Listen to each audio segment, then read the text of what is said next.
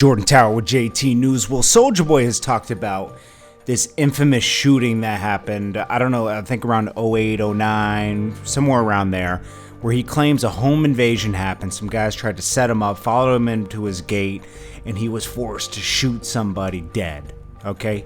He's talked about this in many interviews before with Say Cheese TV and a bunch of other people. He details the shooting and says that these guys broke into his house. He had his friends in there. He was forced to bust out of the studio shooting. He shot the guy, and that was that. Well, in the Vlad interview, he went into more detail. He made it sound like a movie. And then this started the Soulja Boy challenge, where people imitated his interview. He talked about it like a movie, like these guys bust in. He cut the music. A-Rap handed him the gun. He bust the door up and just started ba ba ba ba ba, busting everybody down. He shot the guy on his way out, trying to get out the house. Went over, checked the ski mask, said he recognized the guy, then cocked back again and went bah bah, made sure he was dead, right? Then the cops came and they claimed self-defense and blah blah blah. He made it sound like this guy was dead.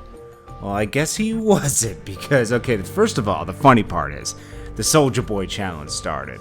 So you got Mike Epps, Joe Budden, King Carrion, a bunch of people, I think even DC Young Fly, all funny ass reenactments of that interview, because you gotta watch it. I'm gonna link the interview and some of the reenactments below just so you can laugh as well. But the worst thing is, so Vlad did this interview where Soulja Boy went way into too much detail. And before I go forward, I'm not hating on Soulja Boy. I think he's creative. I just think that he's been in a negative light with the media for the past few months, which hasn't been so good for him. But he'll get past that. Anyways, this guy came forward named Droop, and this is the guy who Soulja Boy shot. Okay, he's talking now. He said that he was doing business with Soulja Boy and was invited over to the house, and Soulja Boy told him that he's not going to get paid, so he slapped Soulja Boy. Soulja Boy pulled a gun out and started shooting him. And I guess this guy went to the hospital, crawled out of the house, went to the hospital. Then I guess Soulja Boy, he claimed Soulja Boy had paperwork on him and was telling, that he bust in the house and, was taking statements against him.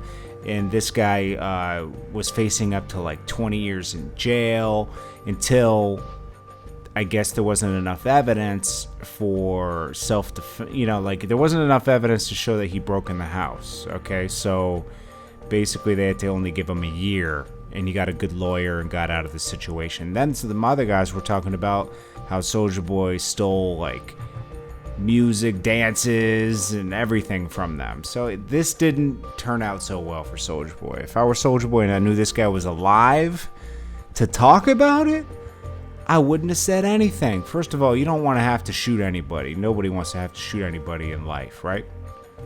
But second of all, if the guy's alive to tell the story and speak bad about you, it's not too smart to talk about it, man. I mean, I don't know, man. This is not a good end to 2016 for Soulja Boy. I'm sure he's still getting plenty of money and everything, but I just wish he didn't do that, man, because, honestly, the guy has a good future. It's just that this kind of stuff overshadows his talents, okay? Nobody thinks he's a sucker out here or anything, but he thinks they do, and he thinks he has to prove he's some tough guy when nobody cares about that. The whole Quavo situation, Rico Reckless, all that stuff. Yeah, shit is just, it's getting weak, man. Soulja Boy, if you even listen to this, suggest you leave all that in 2016, move forward in 2017, and focus on the music, and that's it, man. And really don't fuck with anybody. That's how I would be.